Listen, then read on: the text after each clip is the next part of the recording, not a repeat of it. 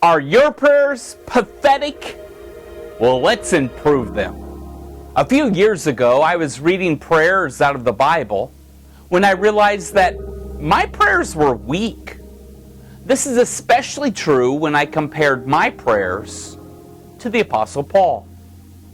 That guy took prayer to another level. So why did I feel my prayers were inferior? Well, almost all of my prayers were physical.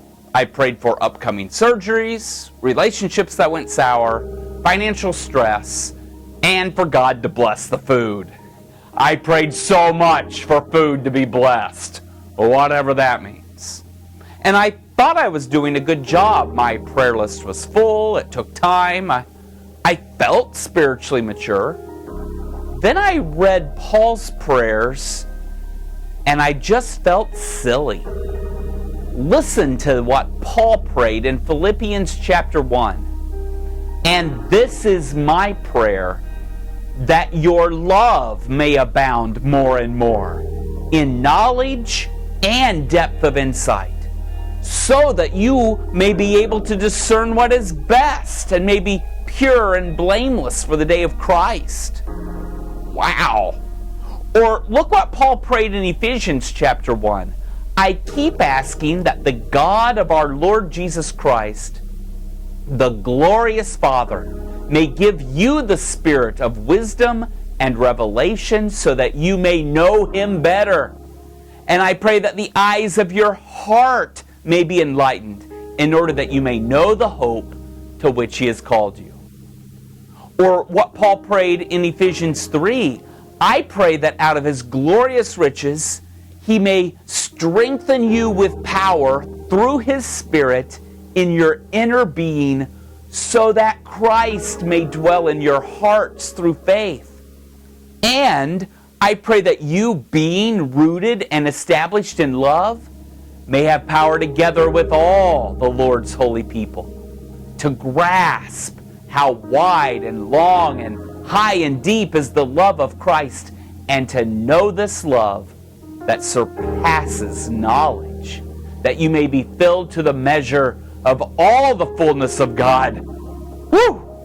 No, my prayers didn't sound anything like that. I wasn't praying for my Christian friends to have the power to grasp God's love. I was praying for things like back pain.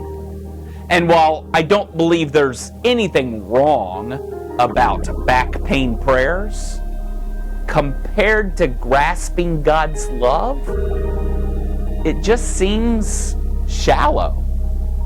So this is what I've learned. First, Paul prayed for spiritual needs, not physical ones. He prayed for things like love, wisdom, inner strength, and faith. These are the needs that matter the most in a world destined for destruction.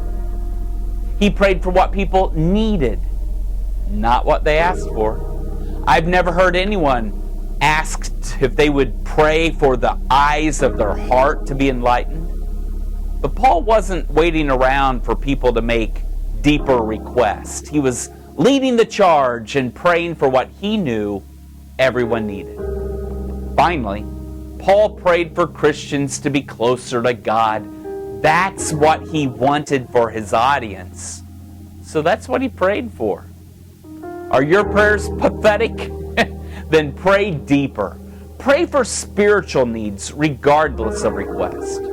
And pray for your friends and family to truly draw closer to the Lord.